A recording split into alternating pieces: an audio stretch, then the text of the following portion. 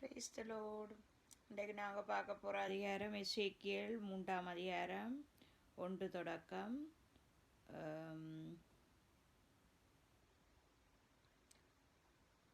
5வது வசனம் வரைக்கும்.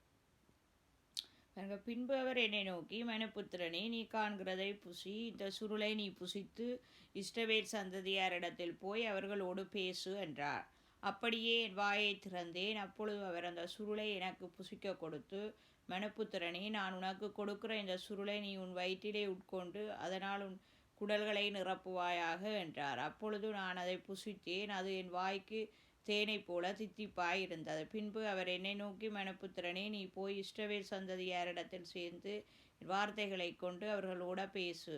விளங்காத பேச்சும் கடினமான பாசையும் உள்ள ஜனத்தண்டைகள் அல்ல, இஸ்ரவேல் சந்ததியாரிடத்துக்கே நீ அனுப்பப்படுகிறாய்.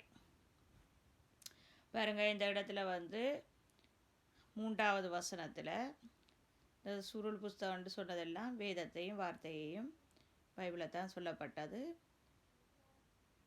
நாங்கள் எப்பொழுதுமே இயேசப்பாண்ட வார்த்தையை நாங்கள் எங்களுக்கு ஜீவப்பமாக இருக்குது. நாங்கள் வாசிக்க அப்பா அவற்றை பிள்ளைகளான எங்களுடைய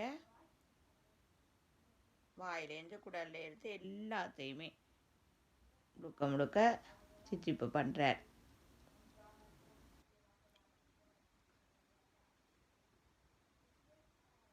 அதனால் நாங்கள் வேதம் வாசிக்கிறதுகளை சந்தோஷமாக பாதுகாத்து கொள்வோமாக. நிச்சயமாக இந்த வார்த்தை உங்களுக்கு ஆசீர்வாதத்தை தரும் என்று இசப்பாட நாமத்தில் விசுவாசிக்கிறேன்.